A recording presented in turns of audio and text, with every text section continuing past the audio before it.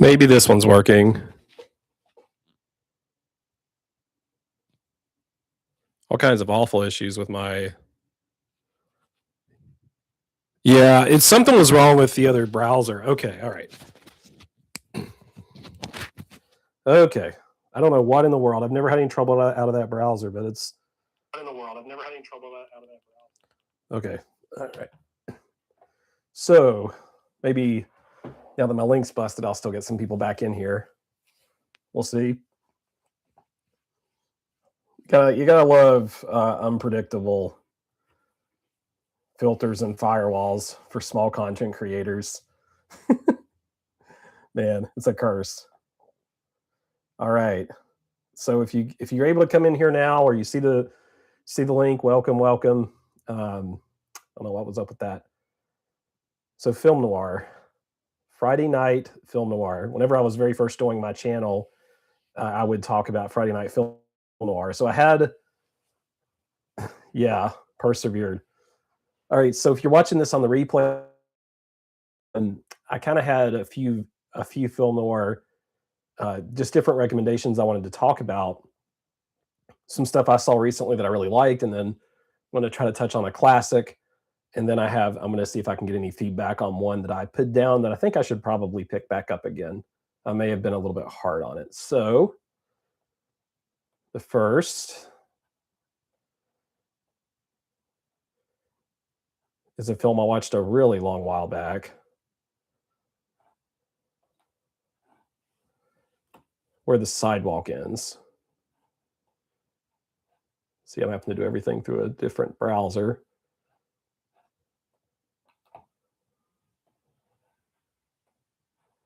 And it's kind of,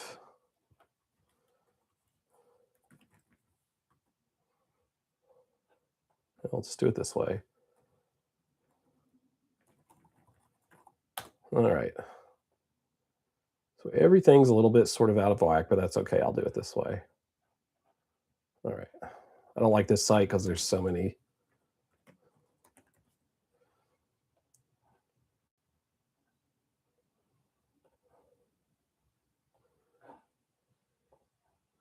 Alrighty, so we're doing this a really roundabout way.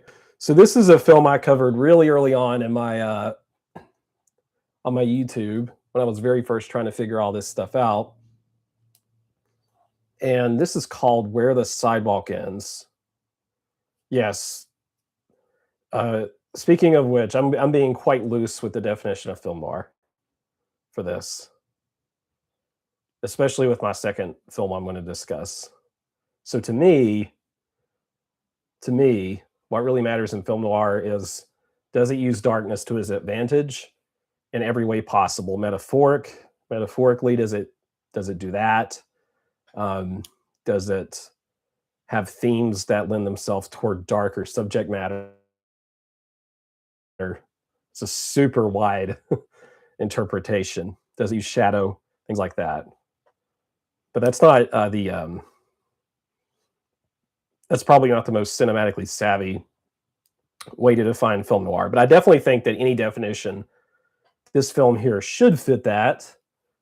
This Where the Sidewalk Ends from 1950. There's also, the funny thing about this is, if you look this up on Google,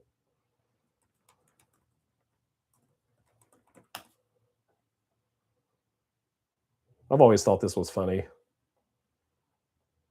If you ever grew up in a school, you probably saw this at some point.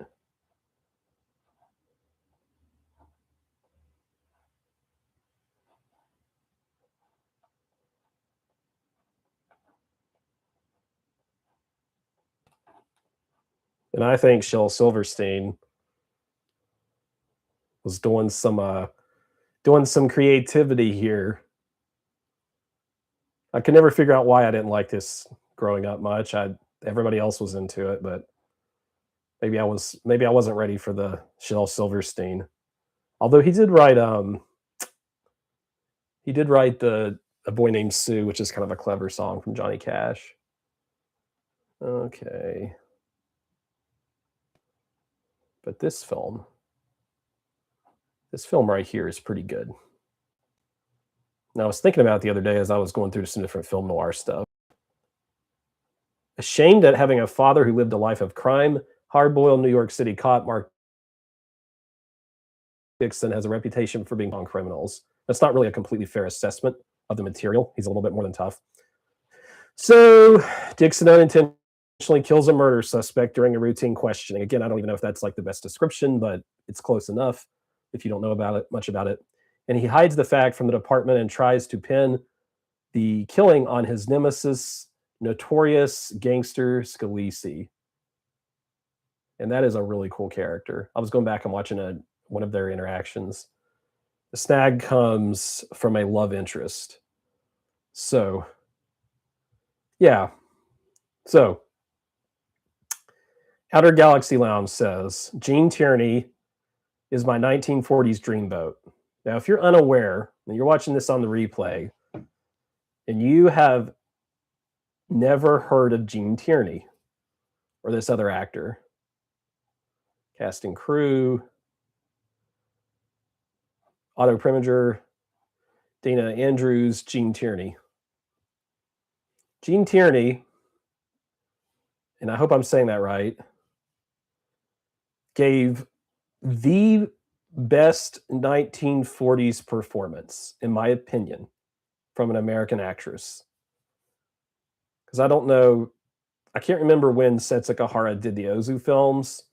That would be the only thing I would think if she had one, then I might like better. But outside of in American movies, Gene Tierney did this film.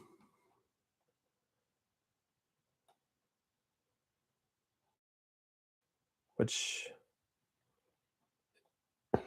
she did this film. This is probably my favorite film from the 40s. So she did this film called Leave Her to Heaven.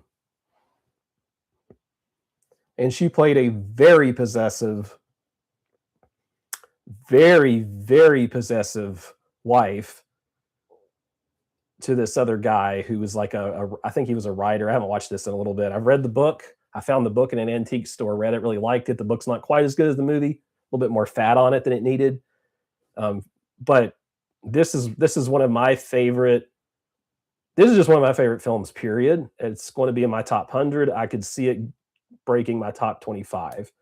85% on the tomato meter is ridiculous. This should be 100%. This movie's very, very good. And the Technicolor is gorgeous too. It has great shots of New Mexico. Just like it's a really incredible film, really well acted film. And she lost that year to Mildred Pierce, Joan Crawford. And that's the only thing I have against that film, is that I don't think Mildred Pierce is better than this. But whatever. I point all that out to say that she's a really good actress. Really, really, really, really stellar actress. And when we look at her resume, she's a good part of the reason to see where the sidewalk ends, just kind of all on her own. If I'm remembering correctly, yeah, here it is. Now, the more famous film with this pairing is Mildred Pierce has an awesome Criterion case, by the way. For those of you that love pretty Criterions, Mildred Pierce has an awesome looking cover. It's like purple. It's really pretty. It's really thematic and really sets you up for what happens in that film. But this is another film noir that's really famous, and I haven't watched this in a long time, and I don't remember a lot about it other than it obviously being very good. But because this one exists, sometimes this one gets forgotten. And I actually like this one better from my memory, even though I know the other one's more famous. And I think the reason is that I also really like The Big Heat, which I talk about on my channel any chance I get. And this one feels a little bit like that in a way, although The Big Heat I think is one of, if not my favorite. But this is something that I almost made this into a regular video, where I did like film noir that I think should be in the Criterion collection, but isn't. But I kind of just wanted to talk it out and get ideas, because I really like this film. I went back and watched my own video of it, and I could like tell I didn't want to say anything wrong. I was kind of scared Whereas you do this after a while, you get used to it. You're like, yeah. This one's really strong. I kind of want to go back and rewatch it. I do remember the dialogue being very frank, um, very honest, and it felt less. It felt a little bit less genre hokey because, for better or worse, film noir has some really like particular dialogue. I would say that's part of the fun in it, which I want to talk about hopefully a little bit in my third choice. This one's strong. I haven't seen it in a long time. That's one of the reasons I didn't do a full video because I didn't feel like I could fully explain it, and give a good synopsis. But this one's good, and I wanted to throw it in there. So one of the ones that I did just watch, yeah, one of the ones that I did just watch that probably really isn't film noir, but Criterion. So the Criterion Channel, the film I'm about to talk about, the Criterion Channel called it Nordic noir. And I don't know that that's a good definition, but I'm going to throw it out here and let the internet and let anybody who stumbles across it tell me what they think.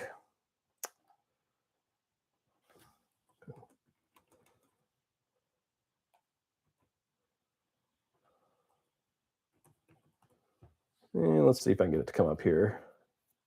I can't even.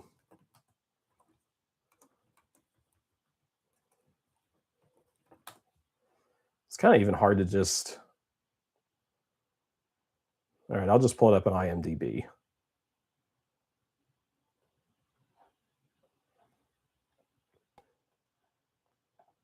Oh, it's showing video, which I don't want it to do. I don't guess that matters too much, but Girl with Hyacinths.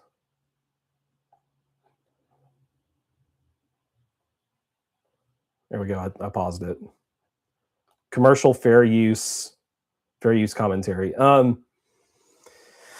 This film, for those of you that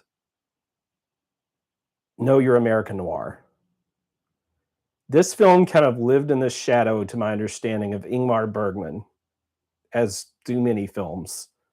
And this particular Swedish film is very famous, to my understanding, for Swedish people. And it's one that, like, still I had not heard of until I saw it on the Criterion Channel. And it's sometimes considered film noir because it does have those like dark shadows, the just all those different elements. It does not really have corrupt like police or anything like that. So to me it's more of a black and white, almost like Italian neorealism in shades.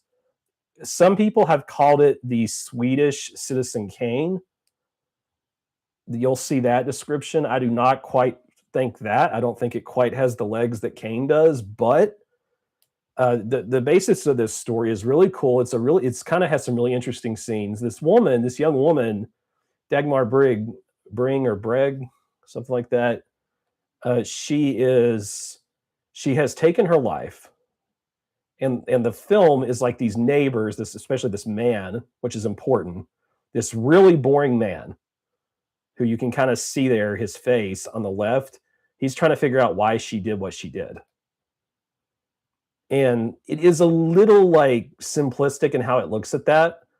And the guy here is not the most interesting because he's not really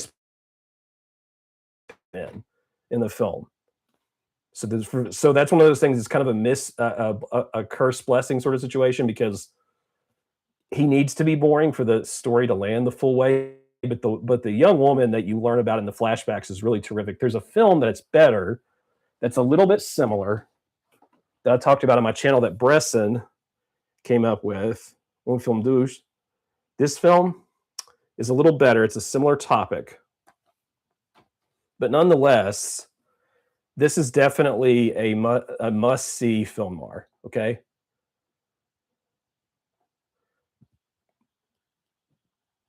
I have not seen any of the Insomnia movies. I have not. But this is like, and this is one of those films, especially this guy right here on the right, he's like an artist that she lives with at one point. I think this is one of the real highlights of the story. So, Girl at the Hyacinth, it deals with it does deal with mental health issues, but also in a roundabout way, in a slightly dated way, depending on how you want to look at it, it does deal with issues related to like dating and identity and you know attraction to I'm not actually convinced like this is often paired in with like gay and lesbian cinema.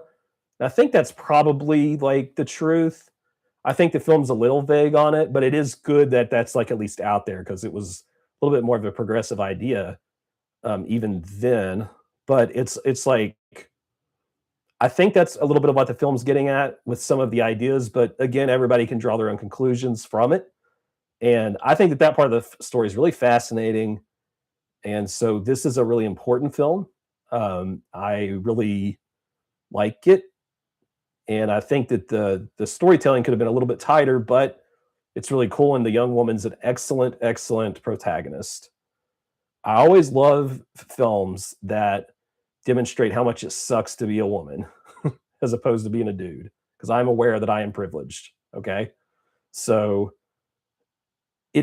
yeah, parts of it. I haven't ever watched Vagabond, but what I remember reading about Vagabond, it sounds a little similar. So and yeah, Agnes Varda is a huge blind spot for me. I think I've only seen like 4 of her movies. By the way, if you're an Agnes Varda fan, her coverage of the Black Panthers, it's like I'm thinking it's only like a 30-minute film. It's awesome. Awesome film.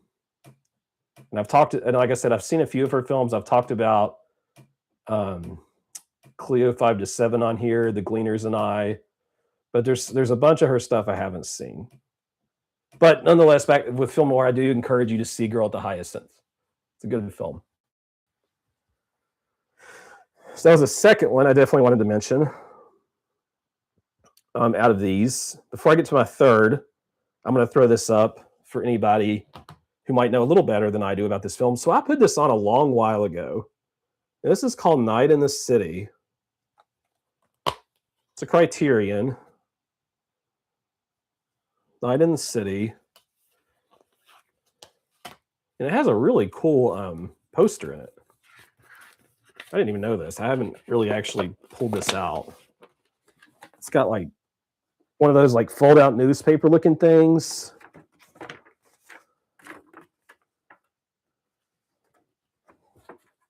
Kind of neat. I don't know if I was in the right headspace for this or not, but it didn't strike me as good as I wanted it to be. So I think I'm going to go back and rewatch it from the beginning. I'm a sucker for these kind of films. Like there's one that I really like.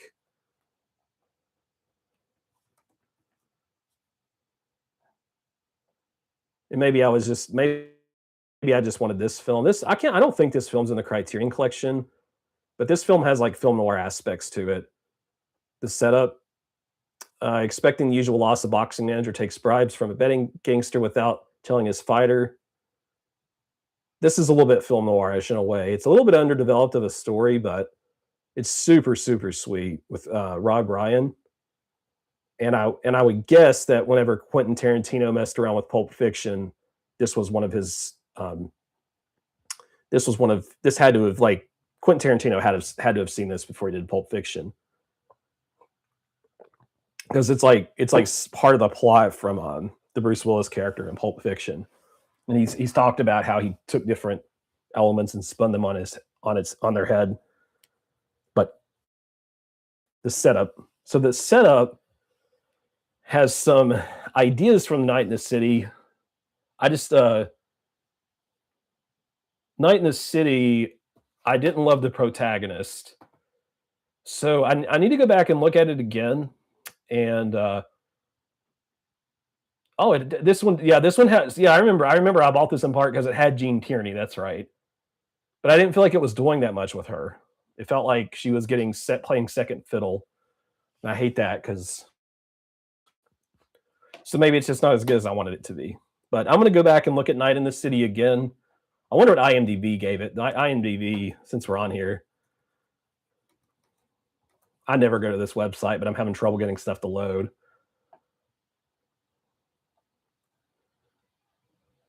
You know, people like it. I mean, I'm just really picky on this genre.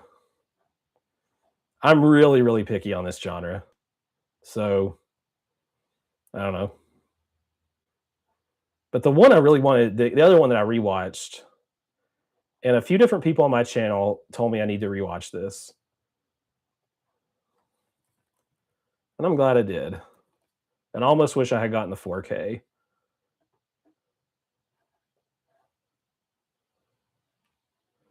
I'll rewatch it. I'll go back and put it on again. I will definitely go back and put it on again. That's probably one of those that the headspace wasn't correct. I'm definitely willing to believe that.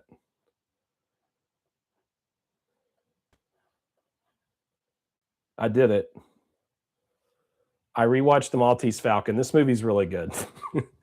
um, this movie's really, really, really good. I specifically wanted to talk about the Maltese Falcon. And like I said, I almost made this a criterion of films I wish the Criterion Collection got a hold of. Speaking of film noir, somebody's out there racing around in a car outside. Anyways, this is a film that I think Warner Brothers has it right now. And that's a label I wouldn't mind if they gave up all their films to real boutique labels. But here we are. This is a great cast. Maltese Falcon. That's what I'm talking about.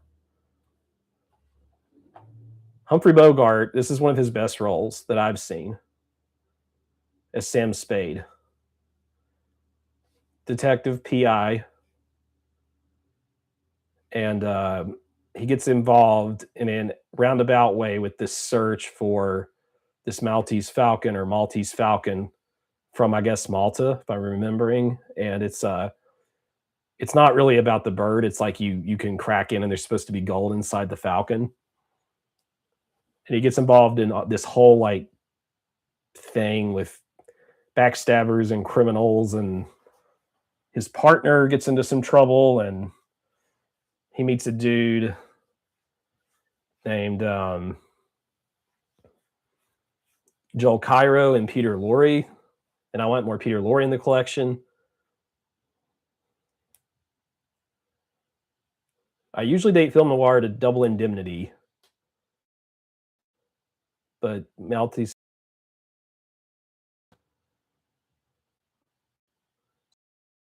Talking about Maltese Falcon,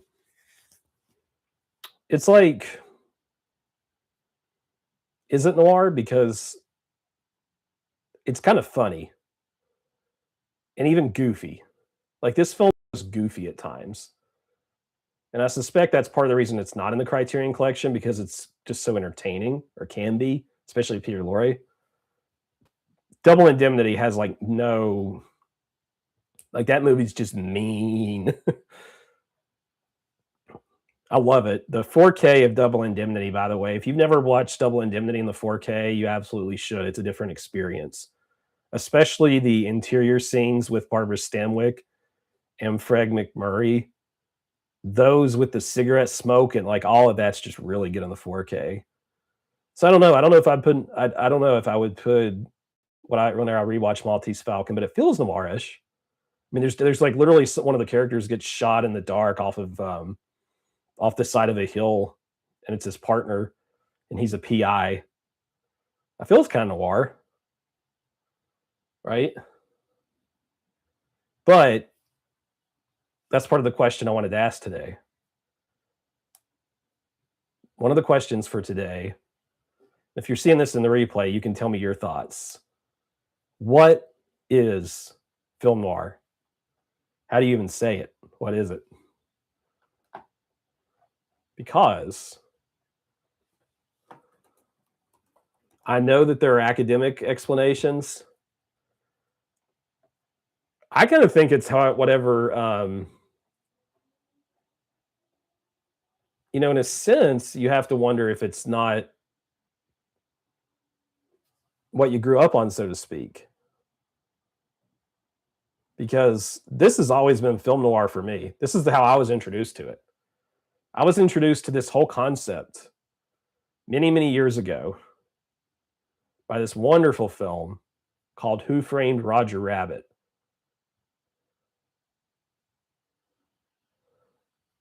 Yeah, that's a good way of putting it. Maltese Falcon has the jaded detective, femme fatale, atmosphere, corrupt cops, most, but not the World War II era darker cynicism. I agree with that. This movie does, though.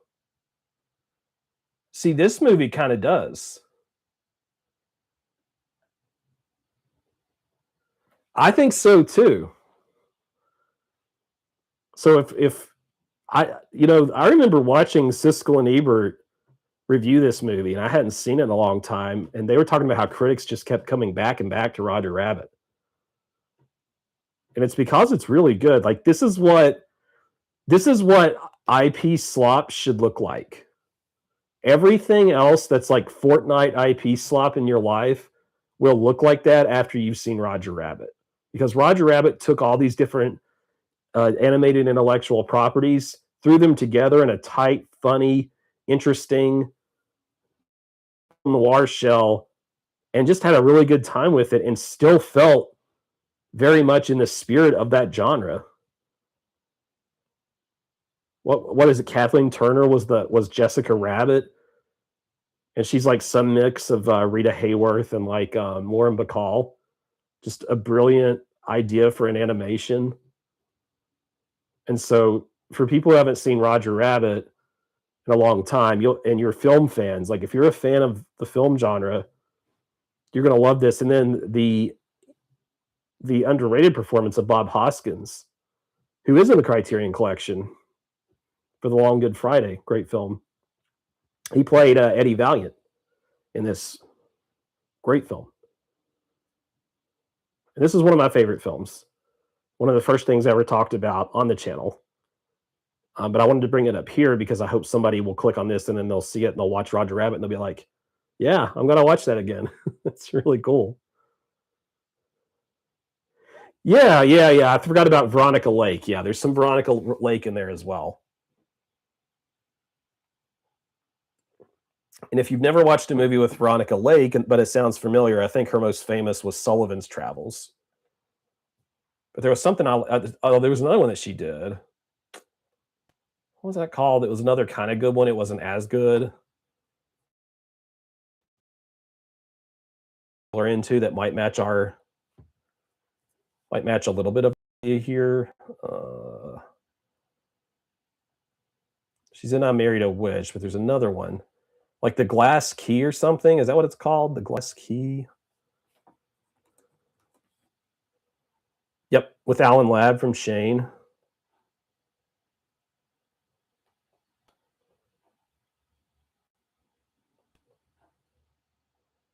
So if you do like your Veronica Lake, you should give this a watch. It's not as good, but it's still pretty good. That kind of falls in our film noir crime category. Formative early. Yeah, I would agree. Very formative. Not the absolute best, but like anything with Veronica Lake's going to be watchable, right?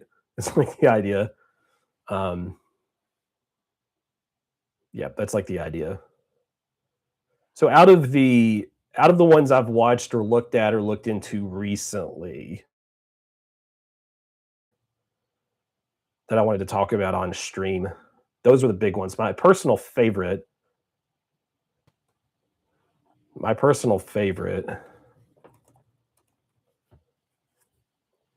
I would say this is my favorite even over Double Indemnity. So I mention this all the time. The Big Heat.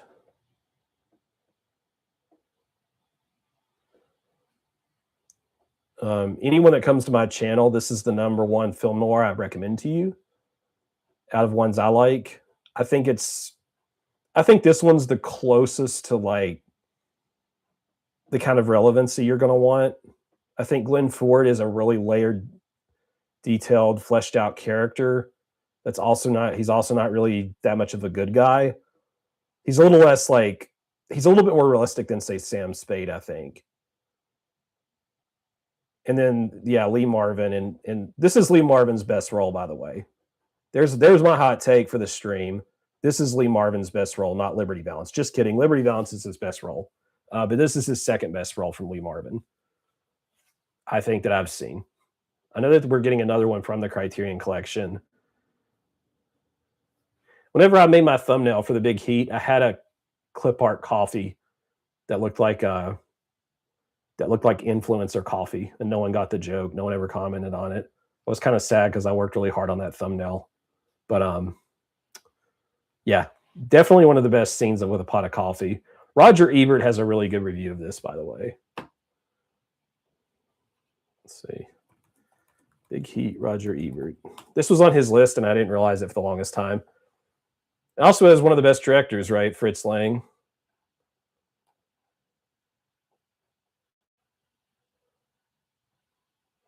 This is such a good series of sentences. If I could write like this, I might have won a Pulitzer. Okay.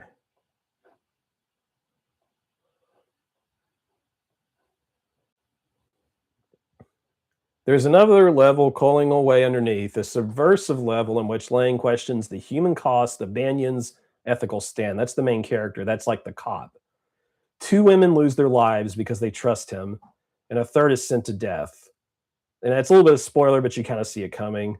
He thinks he can draw a line between his loving wife and adorable child and the villains he deals with at work, but he incites evil into their lives, his wife and 2 other women, by his self-righteous heroism. I really like that. I really like that whole review. Maybe a little bit spoilery, but not really. This film's not about the plot. So if you haven't seen The Big Heat, it is awesome. Really good stuff. And the other one would be like the double. So I've done Film Noir a number of times on my channel, but I just kind of felt like talking it out and then telling you also, as a recap of new ones that are new to my channel that I talked about. We talked about Shack Out on 101. I will look that up. We talked about Girl with the Hyacinth. We talked about Where the Sidewalk Ends, Maltese Falcon. Those are some of the new ones I talked about. And of course, while I'm here talking about this topic, I talked about Roger Rabbit, Who Framed Roger Rabbit. And I also talked about The Big Heat. So just a little bit of Friday night talk, Friday night Film Noir talk. What I think I'm going to do tonight, I've been really itching for a Studio Ghibli film. And I wanted to do a stream on Studio Ghibli, but my audio was messed up, and I finally got it working today. I figured out what was wrong. I think I figured out how to avoid that in the future. That was just a new hiccup. But I might do a Studio Ghibli stream at some point. That doesn't seem to be like the most popular on my channel, but I do want to keep advocating for those films because they're really good. So maybe I'll put a video out about that in the future. But anyway, if you're catching the recap here, if you're here, thanks for watching, and send your recommendations and ideas in the comments, and we will see you next time.